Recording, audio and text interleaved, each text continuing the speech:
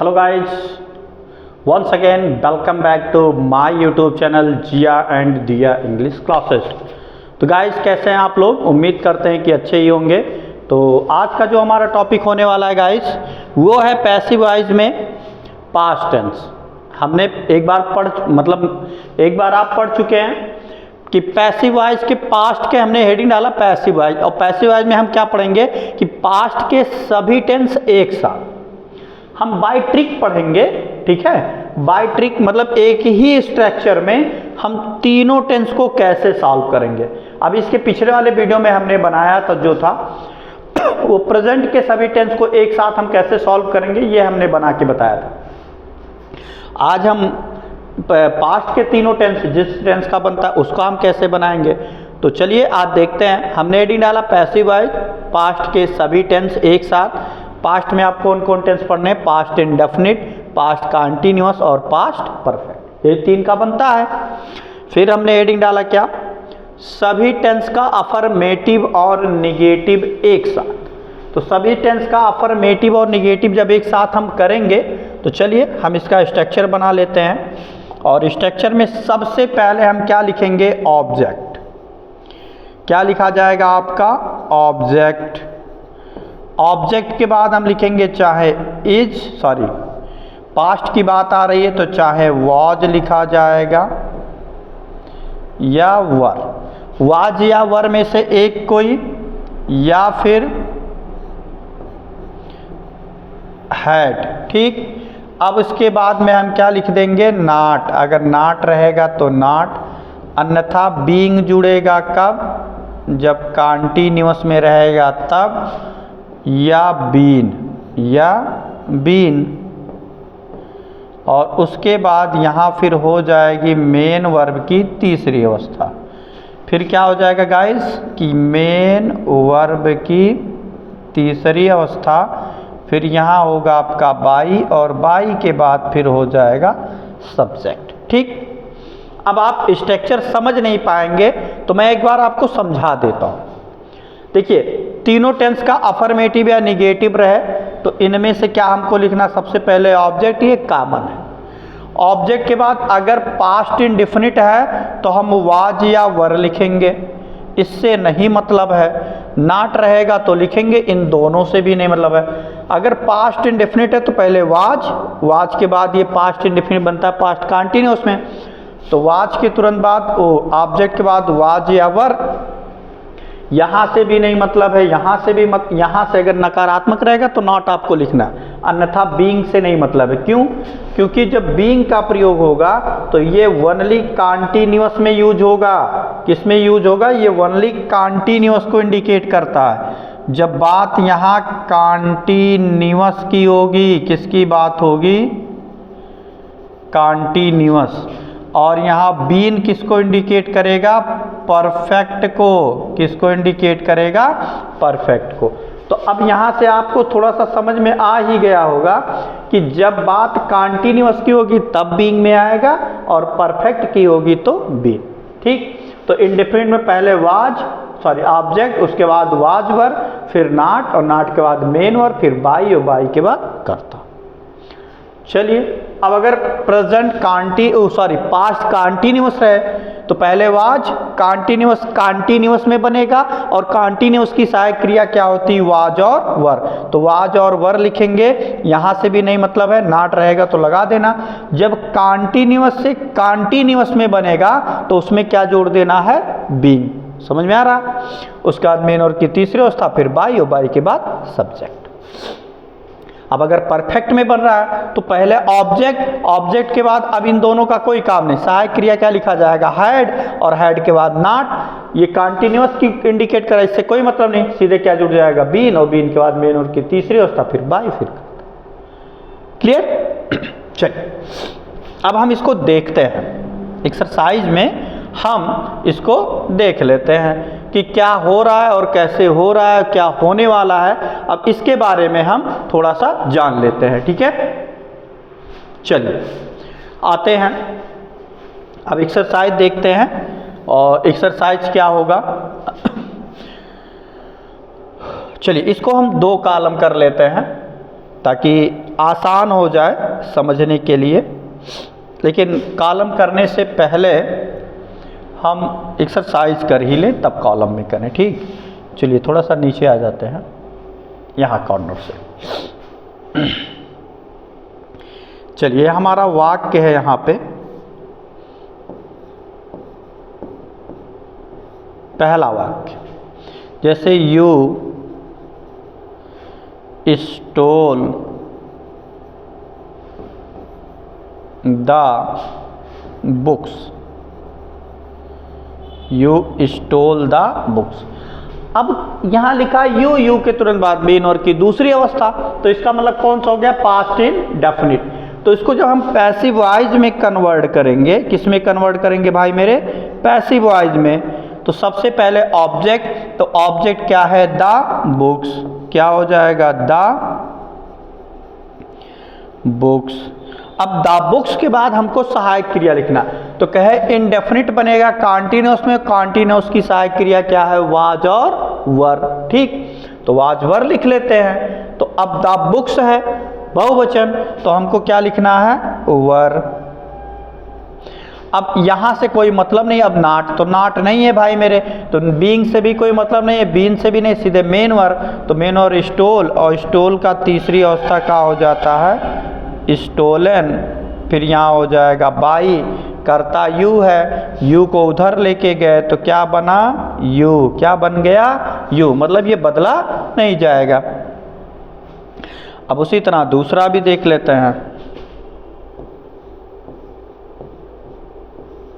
ठीक, अब जैसे हमारा एग्जाम्पल है, she sang a song, she sang a song. अब इसको हम किस में कन्वर्ट करेंगे, पैसिव वॉइस में, किस में, पैसिव वॉइस में। तो सबसे पहले हमको क्या लिखना है, ए सॉन्ग, क्या लिखना है, ए सॉन्ग। अब ए सॉन्ग के अकॉर्डिंग हमको सहायक क्रिया लिखना है, sang है, इसमें भी कोई सहायक क्रिया नहीं, मतलब पास्ट इंडेफिनिट, तो वाज एवर, तो इसमें क्या हो जाएगा, वाज। वाज के बाद नॉट नहीं है, तो इन दोनों से कोई मतलब है नहीं है, सीधे मेन वर। sang, और sang का थर्ड फॉर्म हो जाएगा संग। फिर यहाँ हो जाएगा बाई, सी है, सी को उधर ले गए तो क्या बनेगा, हर। ठीक, समझ में आ रहा है भाई। चलिए और आगे चलते हैं और देख लेते हैं इसकी एक्सरसाइज को। अगला वाक्य है,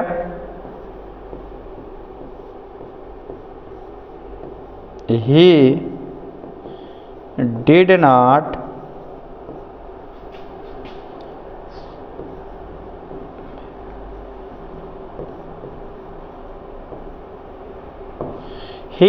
not flatter us। फ्लैटर का मतलब होता है चापलूसी करना, भैया मुंह देखी, गाँव वाले बात हम का मुंह देखी बतियाई। ठीक, अब इसको हम पैसिव वॉइस में बदलेंगे, तो क्या पहले अस को वहां से यहाँ लाए, क्या बना, वी, क्या बन गया, वी। अब वी के बाद हम क्या लिखेंगे, क्या लिखा जाएगा, सहायक क्रिया। तो अब यहाँ वाज लिखेंगे कि वर, वी बहुवचन है तो यहाँ हो गया वर। हाई नाट है तो जुड़ गया नाट। अब नाट के तुरंत बाद हमको लिखना है मेन वर, भाई इन सब से नहीं मतलब है, सीधे मेन वर। फ्लैटर है, फ्लैटर का क्या हो जाएगा, फ्लैटर्ड, क्या हो जाएगा, फ्लैटर्ड। अब यहाँ हो जाएगा बाई, ही है, ही को वहाँ से यहाँ रिप्लेस किए, क्या बन गया, हिम। क्या बन गया आपका, हिम। तो इस तरह से अगर देखा जाए तो आपका पास्ट इंडेफिनिट का अफर्मेटिव और नेगेटिव हो गया कंप्लीट। किसका, पास्ट इंडेफिनिट टेंस का अफर्मेटिव और नेगेटिव हुआ कंप्लीट। अगर इसमें कोई त्रुटि आ रही है तो भाई जरूर कमेंट कीजिएगा। अब हम चलते हैं पास्ट कॉन्टिन्यूअस पे। चलिए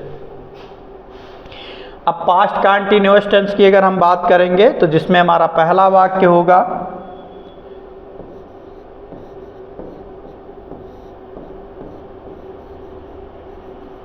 दे वर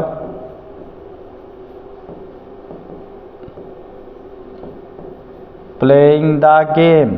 हमने नेक्स्ट वाक्य लिखा कि दे वर प्लेइंग द गेम। अब इसी को हमको बनाना है। कैसे पता ये पास्ट कंटीन्यूअस है? एक चीज पहली टॉपिक ये जान लीजिए, जब भी किसी टेंस में कंटीन्यूअस शब्द जुड़ जाए, क्या जुड़ जाए? कंटीन्यूअस, तो जानिए इसमें मेन और की चौथी अवस्था का प्रयोग होगा। अगर उसके नाम में क्या आ गया? कंटीन्यूअस, तो जान लीजिए उसमें कौन सी अवस्था प्रयोग हो रहा है? चौथी। अब देखिए इसमें आईएनजी जुड़ रहा है, मतलब आईएनजी जिसमें जुड़ रहा है वो कंटीन्यूअस को इंडिकेट करेगा। कोई भी कंटीन्यूअस हो सकता है। अब उसके साथ जो सहायक क्रिया है वो हमको इंडिकेट करेगा कि किसमें है। तो यहाँ लिखा है वाज और वर, तो वाज वर का मतलब ये कंटीन्यूअस है। हमने कहा था जब पैसिव वॉइस कंटीन्यूअस से कंटीन्यूअस में बनेगा तो उसी सहायक क्रिया का प्रयोग किया जाएगा। क्या कहा था? उसी सहायक क्रिया का प्रयोग किया जाएगा। केवल और केवल क्या करेंगे आप?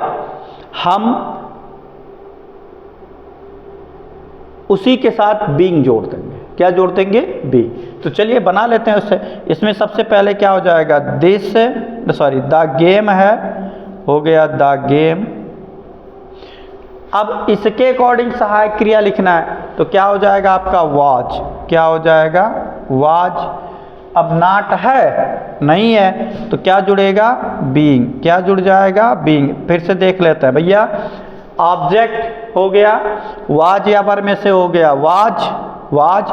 अब इससे मतलब नहीं है, नकारात्मक नहीं है, तो क्या जुड़ जाएगा? कंटीन्यूअस। हमने कहा जब कंटीन्यूअस होगा तो क्या जुड़ना है? बीइंग। ध्यान रहे, अब इससे नहीं मतलब सीधे मेन वर्ब। मेन वर्ब हमारा क्या? प्लेइंग है, तो प्लेइंग को हमको लिखना है प्लेड।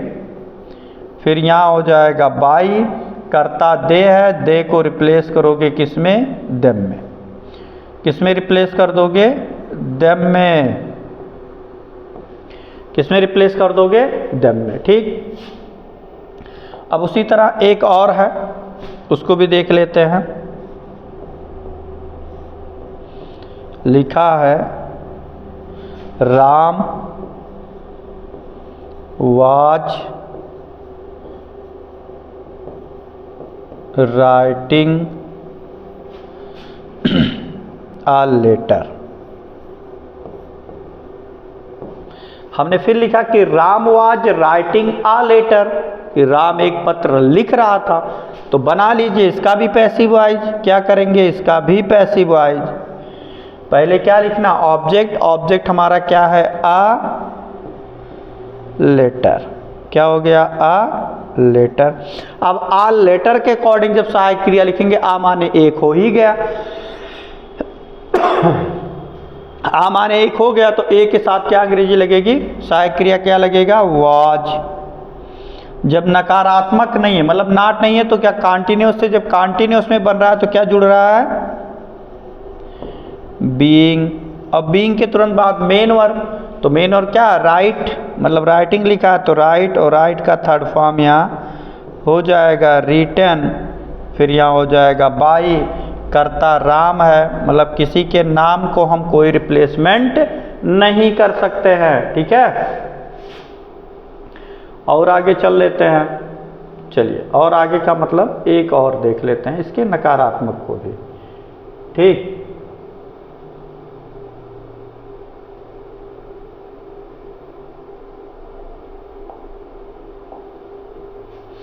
चलिए नेक्स्ट वाक्य है हमारा,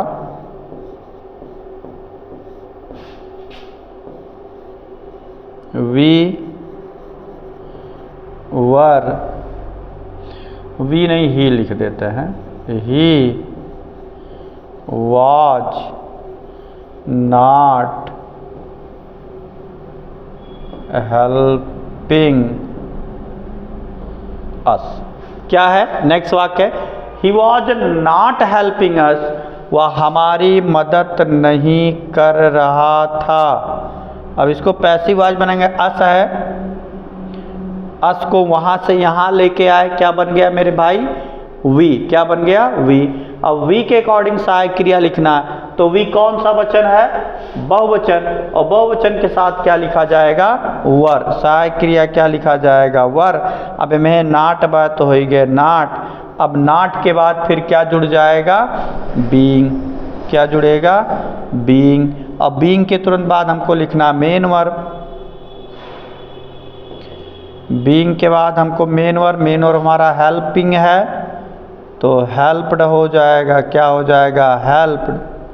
फिर बाई, ही को जब उधर ले गए तो ही को यहाँ रिप्लेस किए तो क्या हो गया, हिम। ठीक है, यहाँ देखिए सॉरी गलती से क्वेश्चन मार्क लग गया, अभी क्वेश्चन मार्क यहाँ नहीं होगा। ठीक, तो इस तरह से अगर देखा जाए तो आपका ये क्या कहते हैं,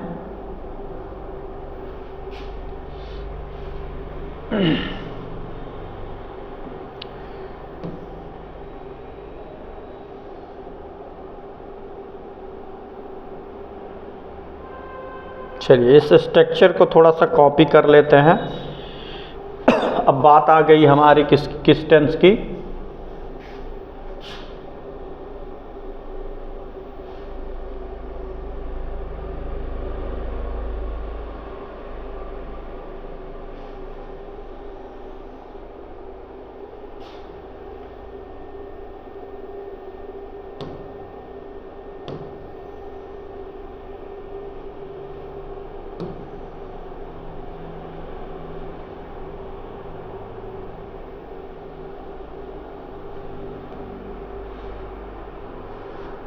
ठीक।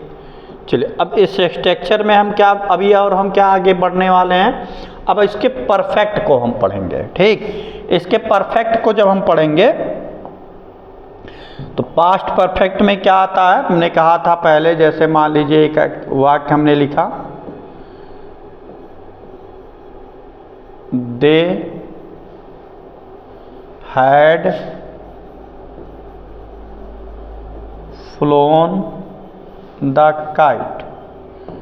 अब ये हमारा कौन सा टेंस हुआ, पास्ट परफेक्ट। कैसे, क्योंकि इसमें सहायक क्रिया हैड लगा है, और परफेक्ट की एक पहचान ये भी है, सभी के परफेक्ट में मेन और की कौन सी अवस्था लिखी होती है, तीसरी। चाहे वो प्रेजेंट परफेक्ट हो, चाहे पास्ट परफेक्ट हो, और चाहे वो फ्यूचर परफेक्ट हो। तो इसमें सबसे पहले हम क्या लिख देंगे, द काइट। क्या लिख देंगे भाई मेरे, द काइट। अब द काइट के तुरंत बाद हमको क्या लिखना है, सहायक क्रिया। तो बात यहाँ हैड की आ गई, तो इससे भी मतलब नहीं है, इससे भी मतलब सीधे बात यहाँ क्या हो जाएगा, हैड। हैड के बाद नॉट नहीं है, तो बीइंग से भी नहीं मतलब, अब क्या जुड़ जाएगा, बीन। अब बीन के बाद मेन वर्ब ऑलरेडी लगा है, फ्लोन, तो यहाँ हो जाएगा आपका फ्लोन। फिर यहाँ हो जाएगा बाई, कर्ता आपका क्या है, दे को वहाँ से इधर लेके आए, तो यहाँ हमारा क्या हो गया, देम। ठीक, चलिए और देख लेते हैं इसी तरह। अब इसी तरह और क्या हो सकता है,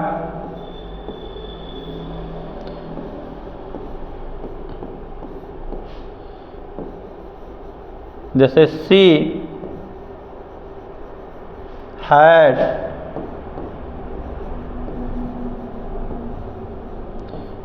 टेकन टी। लिखा हमारा वाक्य, सी हैड टेकन टी, वह चाय पी चुकी थी। ठीक है, तो इसका जब पैसिव वॉइस बनाएंगे तो इसमें भी हम इससे बनाएंगे। सबसे पहले इसमें आपका क्या हो जाएगा, टी। अब टी के बाद जब इसमें एक ही सहायक क्रिया ऑलरेडी लगी हुई है, तो कुछ हमको इधर और देखना है, सहायक क्रिया क्या हो जाएगा, हैड। अब नॉट, तो नॉट है नहीं, तो भैया नॉट नहीं है तो क्या जुड़ जाएगा, बीन।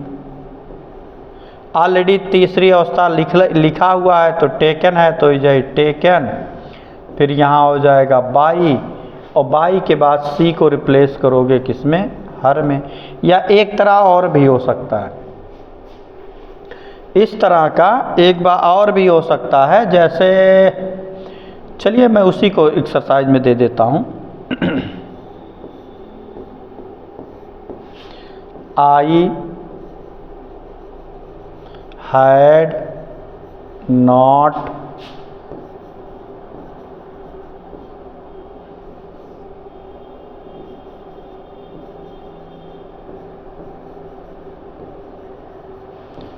Plugged the mango. क्या हो गया, I had not plugged the mango और बिफोर भी आ गया, मान लो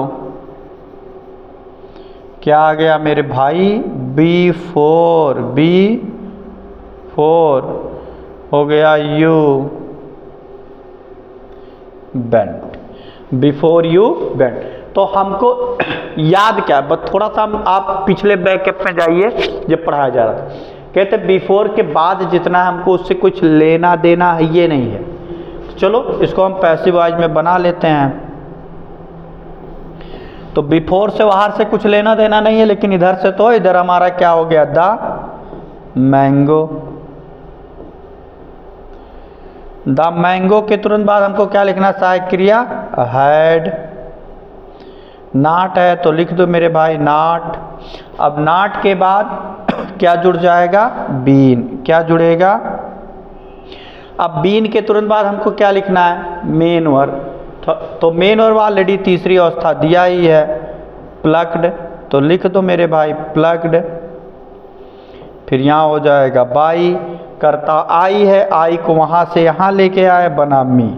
अब इधर से हमको कुछ नहीं मतलब है, बिफोर लिखा है तो लिखेंगे बिफोर यू वेंट, लिखा है तो बिफोर यू वेंट। ठीक, तो आ रहा है समझ में। चलिए हम ये ट्रिक का एक साथ देख रहे हैं, अगर नहीं समझ में आएगा तो भी बताइएगा, उसको अभी समाधान किया जाएगा।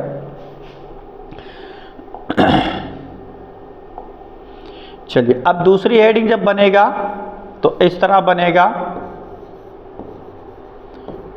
पास्ट के सभी टेंस का इंट्रोगेटिव सेंटेंस। क्या हो जाएगा, इंट्रोगेटिव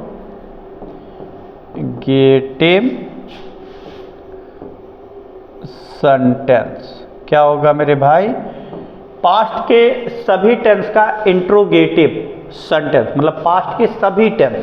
तो सभी टेंस का मतलब वही इंडेफिनिट, कॉन्टिन्यूअस और परफेक्ट। ठीक, तो क्या बनेगा इसका स्ट्रक्चर देख लेते हैं। इसके स्ट्रक्चर में सबसे पहले क्या लिखा जाएगा, इंट्रोगेटिव वर्ड। क्या लिखा जाएगा, इंट्रोगेटिव वर्ड। थोड़ा सा ध्यान लगाएंगे तो जो ऑब्जेक्ट था बाद में सहायक क्रिया था, तो अब की हम पहले सहायक क्रिया लिख लेंगे बाद में। जैसे अगर पास्ट इंडेफिनिट हुआ तो वाज या वर में से कोई एक, या पास्ट कॉन्टिन्यूअस हुआ तब भी वाज या वर में से एक, अन्यथा परफेक्ट हुआ तो यहाँ क्या हो जाएगा, हैड। अब उसके बाद में यहाँ क्या लिख दोगे आप, ऑब्जेक्ट। ऑब्जेक्ट के बाद अगर नॉट रही तो लिखिएगा, अन्यथा कॉन्टिन्यूअस रहेगा तो उसमें जुड़ जाएगा बीइंग, और परफेक्ट रहेगा तो क्या जुड़ेगा उसमें, बीन। इसमें बीइंग जुड़ेगा, उसमें बीन जुड़ेगा। उसके बाद मेन वर्ब की तीसरी अवस्था होगी, फिर यहाँ आपका होगा बाई, और बाई के बाद फिर होगा कर्ता। ठीक, फिर से एक बार इसको देख लेते हैं। यहाँ हमने कहा था जब केवल कॉन्टिन्यूअस की बात चलेगी, किसकी बात चलेगी, केवल और केवल कॉन्टिन्यूअस की बात चलेगी तभी लिखना है। ठीक है, तभी लिखना है, क्या लिखना है, बीइंग, अन्यथा हम बीइंग का प्रयोग नहीं करेंगे। यही तो कहा गया था, ये बीइंग का प्रयोग कब होगा,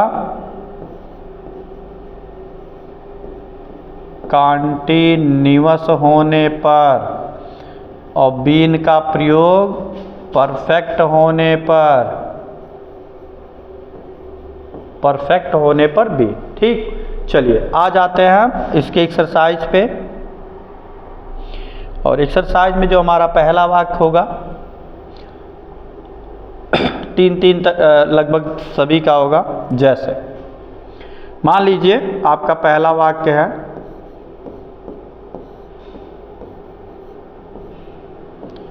डिड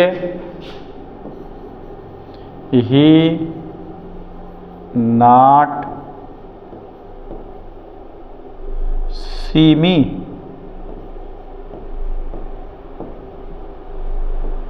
लिखा है डिड ही नॉट सी मी, क्या उसने मुझे नहीं देखा। लिखा हमारा वाक्य डिड ही नॉट सी मी।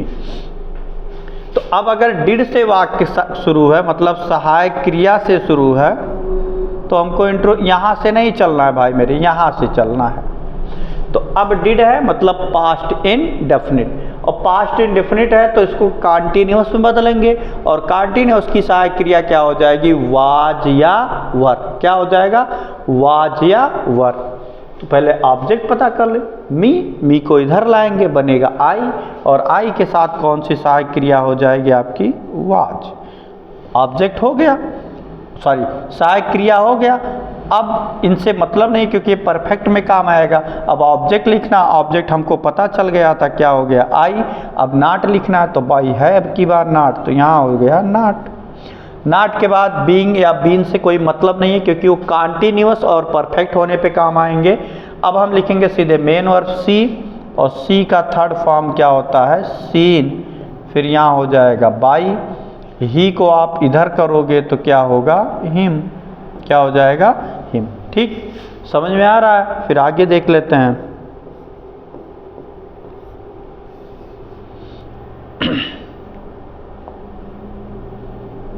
आगे हमारा क्या होने वाला है वाक्य, why did they not call अस। फिर हमारा वाक्य है कि why did they not call अस। तो अब की बार क्या आ गया भाई मेरे, पैसिव वॉइस में क्या गया, इंट्रोगेटिव वर्ड। तो हमने एक को बताया था कि केवल एक ही इंट्रोगेटिव वर्ड है जिसको बदला जाता है, और वो आपका क्या है, हु। और उसके बाद अगर कोई आता है तो वैसे लिख देना है। तो इसमें आपका क्या आ गया, व्हाई। तो व्हाई को सीधे आप क्या लिखोगे, व्हाई। अब डिड लिखा है तो डिड की जगह आपको क्या लिखना, वाज या वर। तो ऑब्जेक्ट पता कर लो, ऑब्जेक्ट क्या है, अस। अस को उधर से इधर लाओगे, बन जाएगा वी, और वी के साथ कौन सी सहायक क्रिया आप जोड़ोगे, वर। क्या जोड़ दोगे भाई मेरे, वर। तो यहाँ आपका हो गया वर। वर के बाद आपको ऑब्जेक्ट लिखना, ऑब्जेक्ट हमको मिल गया था, हो गया वी। अब उसके बाद नॉट, तो नॉट है तो हो गया नॉट। इन दोनों से मतलब नहीं है क्योंकि वो कॉन्टिन्यूअस और परफेक्ट को इंडिकेट कर रहे हैं। अब मेन वर्ब, तो मेन वर्ब काल, और काल को हम तीसरी अवस्था में जब कन्वर्ट करेंगे कॉल्ड। फिर यहाँ हो जाएगा बाई, दे है, दे को रिप्लेस करोगे तो किस में हो जाएगा, देम में। किस में होगा भाई मेरे, देम। ठीक, अब और आगे आ जाते हैं। अब और आगे में क्या देखते हैं, तीसरा,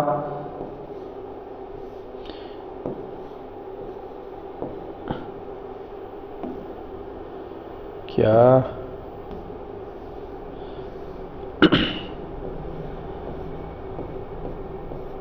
जैसे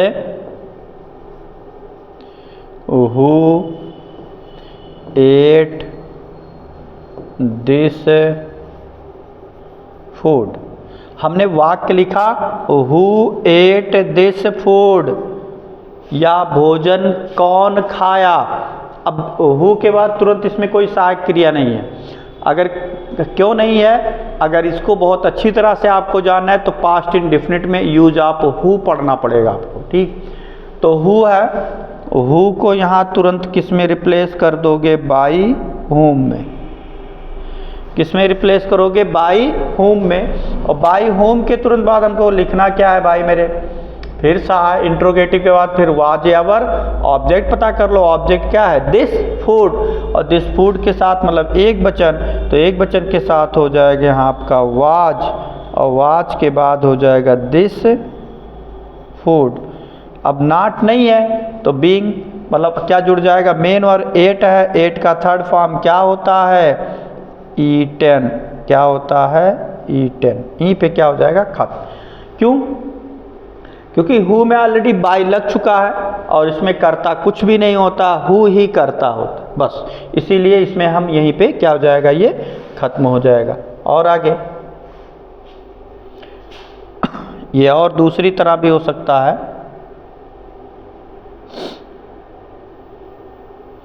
जैसे एक और उसी तरह who did not cheat them, who did not cheat them. अगर इसको हम पैसिव वॉइस में कन्वर्ट करें, किसमें? पैसिव। तो हमने कहा हु को भाई तुरंत आप बदल दीजिए किसमें? बाई होम में। किसमें? बाई होम में। अब उसके तुरंत बाद हमको लिखना क्या है?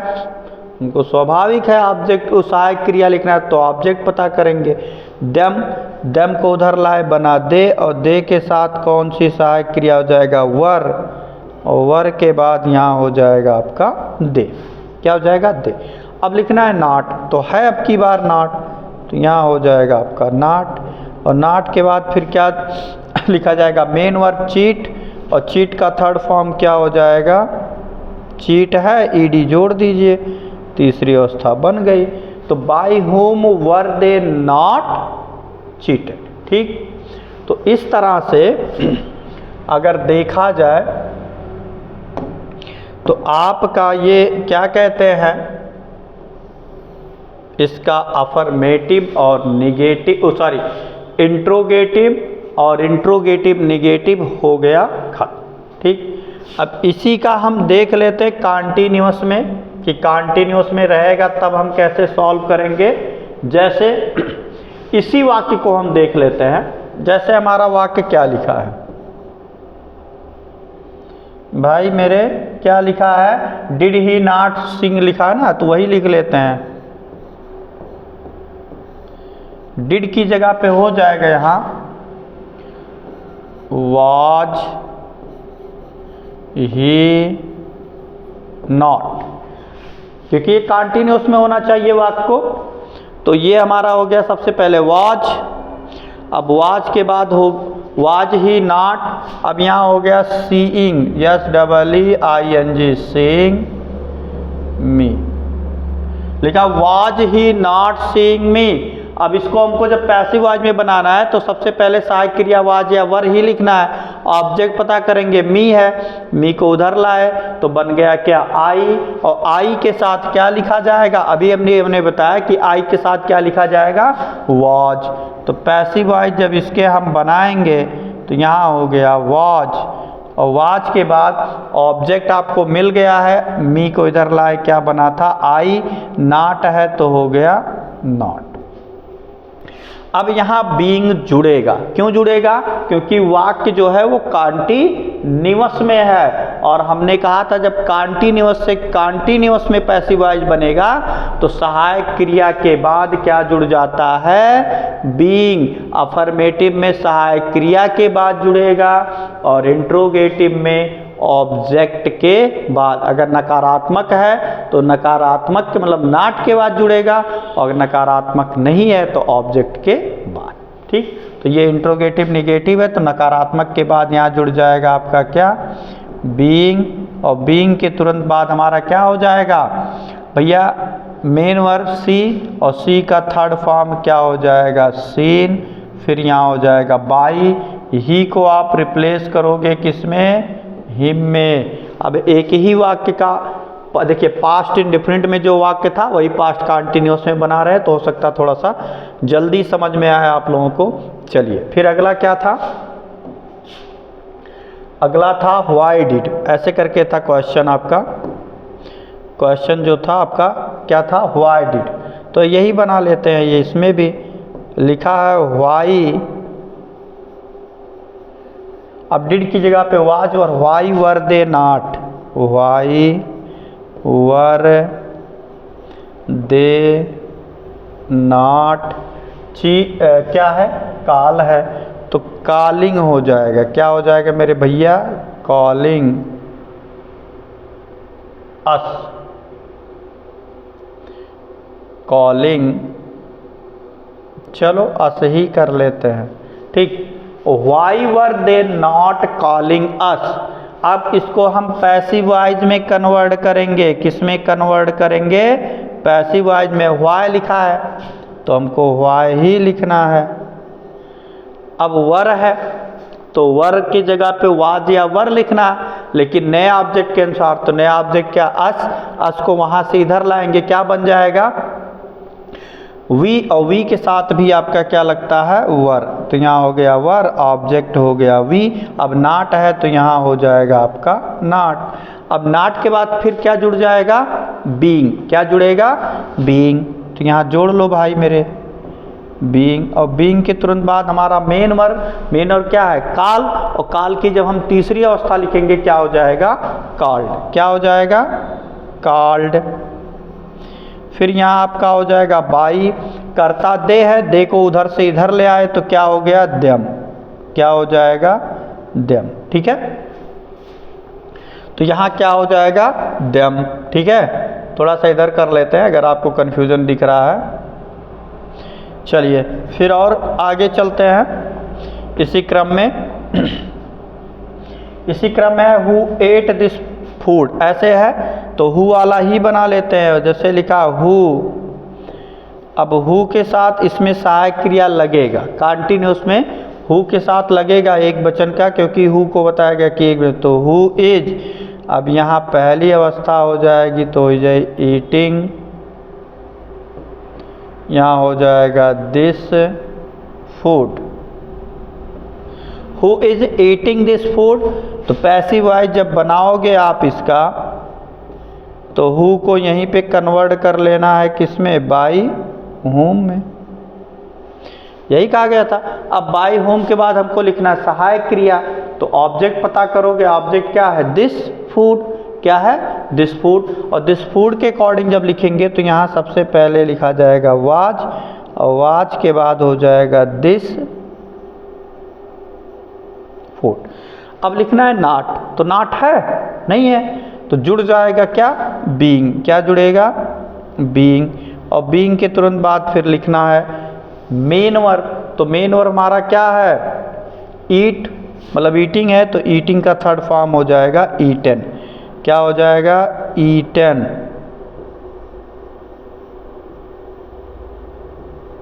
ठीक, क्या हो जाएगा ईट का ईटन, क्लियर। चलिए एक आध और देख लेते हैं ताकि ये आपका हो जाए पूर्ण रूप से खत्म, ठीक।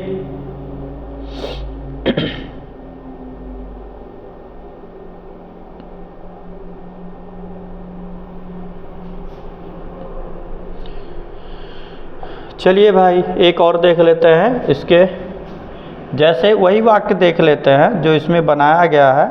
इसमें क्या बनाया गया है who did not cheat them, तो यहाँ हो जाएगा हु वाज नॉट, चीट का हो जाएगा चीटिंग, यहाँ हो जाएगा आपका them, who was not cheating them, ठीक। अब इसको हमको कन्वर्ट कर देना है पैसिव वॉइस में, किसमें कन्वर्ट करना है पैसिव वॉइस, तो हु को यहीं पे तुरंत बदलो ना, किसमें बदल दोगे मेरे भाई, यही तो बताया गया होम में।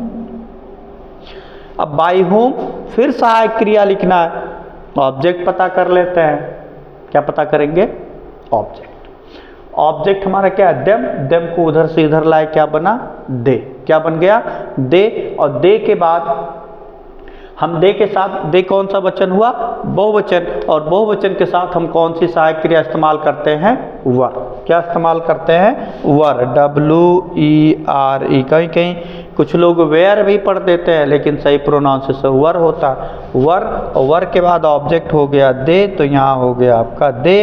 अब दे के बाद जैसे देखिए ऑब्जेक्ट हुआ नाट, अब नाट के बाद फिर क्या जुड़ जाएगा बीइंग, क्या जुड़ेगा एक मिनट, नकारात्मक भी है तो दे के बाद यहाँ आपको लिखना है नाट, अब नाट के बाद फिर तब जोड़ेंगे क्या बीइंग, क्या जुड़ जाएगा बीइंग। अब बीइंग के बाद मेन वर्ब, तो मेन वर्ब क्या है इसमें चीटिंग लिखा है, तीसरी अवस्था लिखना है, तो चीटिंग का तीसरी अवस्था में हो जाएगा चीटेड, क्या हो जाएगा चीटेड। तो इस तरह से अगर देखा जाए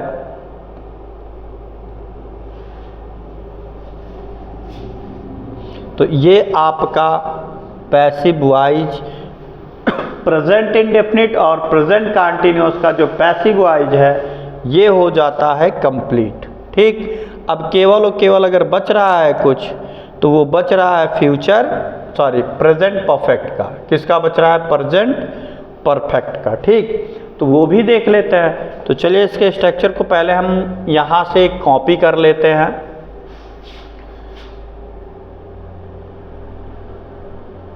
कॉपी कर लें ताकि वहाँ हमको लिखने में और आपको समझने में आसानी भी हो जाए। मेरा क्या, मैं तो किसी ना किसी तरीके से लिख भी दे सकता हूँ।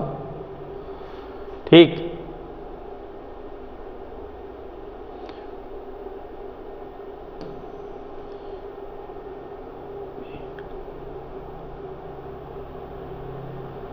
ये हो गया। चलिए ठीक, चलिए अब बचा क्या? इंडेफिनिट हो गया, कंटीन्यूअस हो गया, दोनों का। ये इंडेफिनिट का था, बता दें, ऐसे लिख सकते हो मेरे भाई, ये इंडेफिनिट का था।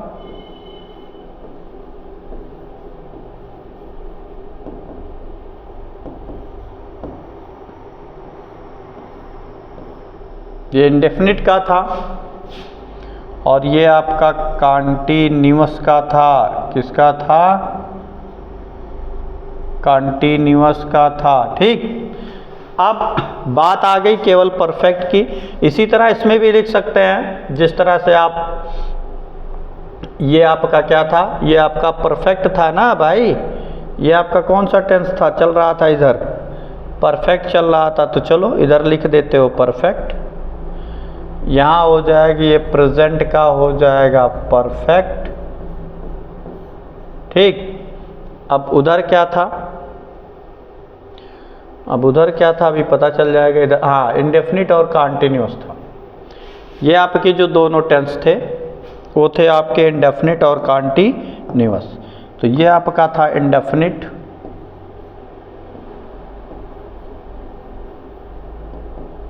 ये आपका क्या था? इंडेफिनिट। और ये आपका था कंटीन्यूअस। क्या था? कंटीन्यूअस।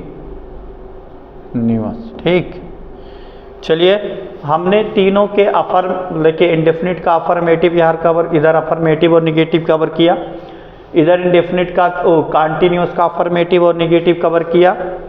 अब इसके बाद परफेक्ट का हमने इधर अफर्मेटिव और निगेटिव कवर किया। तीनों का अफर्मेटिव और निगेटिव कवर करने के बाद फिर हम आगे जब बढ़े तो आगे बढ़ने पर हमने क्या कवर किया?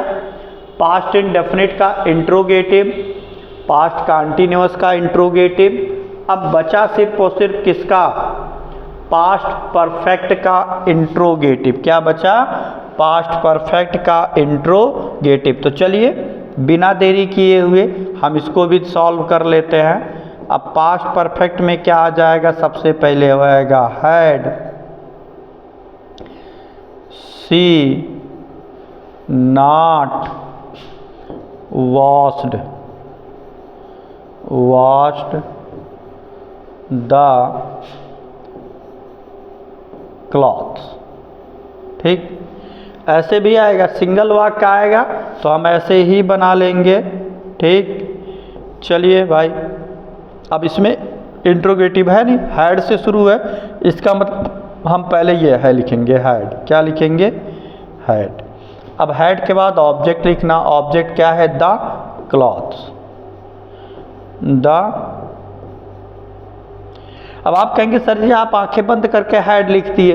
अरे भाई जब इसमें एक ही सहायक क्रिया है तो इसमें आंखें बंद करके हमको लिखने में क्या अर्थ है? एक ही सहायक क्रिया है, तो सिंपल सी बात है, इसमें हम क्या लिख देंगे? केवल और केवल हैड। चाहे करता एक आपका ऑब्जेक्ट जो कर्म एक वचन है बहुवचन, ये देखने की जरूरत है इसमें नहीं है। परफेक्ट में हैड के बाद हो गया, देखिए हैड ऑब्जेक्ट हो गया। अब नॉट, तो नॉट है, हाँ है, लिख दूँ, क्योंकि कंटीन्यूअस में बीइंग का प्रयोग होता तो कोई मतलब नहीं है। हाँ, परफेक्ट में क्या जुड़ जाएगा? बीन। क्या जुड़ेगा यहाँ? बीन। अब बीन के बाद मेन और की तीसरी अवस्था। हमने बताया परफेक्ट में हमेशा मेन और की कौन सी अवस्था लगी रहती है? तीसरी। वॉश्ड है तो यहाँ हो जाएगा आपका वॉश्ड। फिर यहाँ पर हो जाएगा बाई। क्या हो जाएगा मेरे भाई? बाई। सी को आप रिप्लेस करोगे किसमें, हर में। ठीक, चलिए और आगे थोड़ा सा चलते, थोड़ा क्या बहुत आगे चलेंगे, अभी हम बहुत बाकी है। तो ऐसे ही एक और देखते हैं, लिखा had you not helped Ram, यहाँ हो जाएगा बिफोर दे केम। फिर आप इसमें देखिए दो वाक्य आ गए। हमने कहा दो वाक्य आ जाए तो आप हड़बड़ाएंगे नहीं, आप तनिक भी डरिए मत।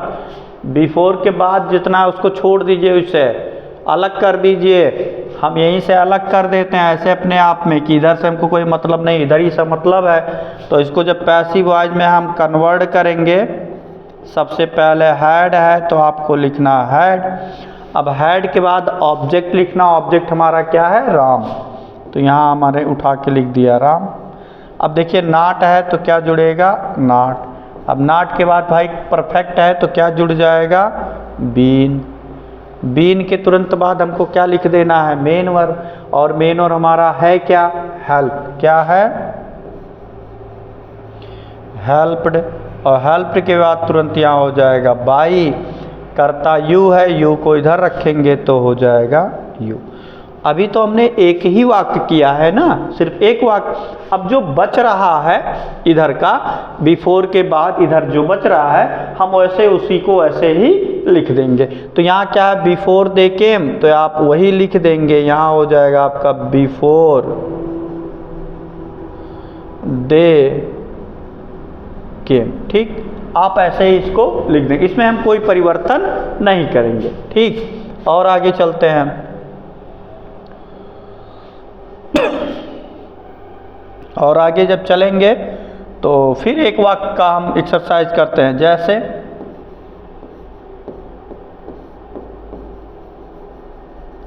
Why had he not watched the game before I went. क्या हो गया, बिफोर आई वेंट। तो इधर से फिर कुछ मतलब नहीं, बिफोर आई वेंट से हमको मतलब नहीं है। तो चलिए कैसे बनाएंगे इसको भी देख लेते हैं। सबसे पहले वाई लिखा है तो भाई सबसे पहले क्या बना दोगे, वाई। सहायक क्रिया क्या लिख देना है, एक ही सहायक क्रिया, तो इसमें एक वचन या बहुवचन देंगे। हैड है, ऑब्जेक्ट हो गया द गेम, क्या हो जाएगा द। नाट है भाई मेरे, तो नाट लिख दो। अब नाट के बाद क्या जोड़ दोगे यहाँ, बीन। क्या जुड़ जाएगा, बीन। और बीन के बाद मेन और क्या है, वॉच्ड है, तो हो जाएगा यहाँ भी आपका वॉच्ड। फिर यहाँ होगा बाई, करता ही है, ही को वहाँ से यहाँ लाए, क्या बना, हिम। और उसके बाद क्या लिखा है, बिफोर आई वेंट है, तो बिफोर आई वेंट। ठीक, तो बिफोर अब आप कहेंगे सर जी क्यों नहीं बदला। अरे भाई बार बार बता चुके हैं इसके पहले वाले वीडियो में भी, बिफोर के उधर का वाक्य जो होता है वो होता है पास्ट इंडेफिनिट। हम पढ़ रहे हैं पास्ट परफेक्ट, तो जितना पास्ट परफेक्ट का है उतना हम बदलेंगे, और जितना पास्ट इंडेफिनिट में उसको वैसे हम छोड़ देंगे। ठीक, फिर से ध्यान रहे इस बात का। एक एक्सरसाइज और चलते चलते हम लोग कर लेते हैं, और वो एक्सरसाइज क्या है, यूज ऑफ हु। क्या है, यूज ऑफ हु। जैसे लिखा हु हैड नॉट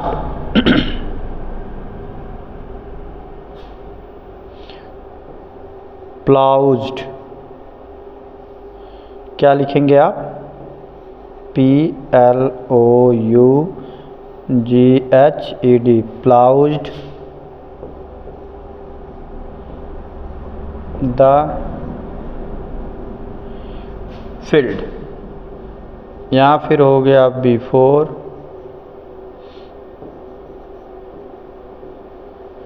राम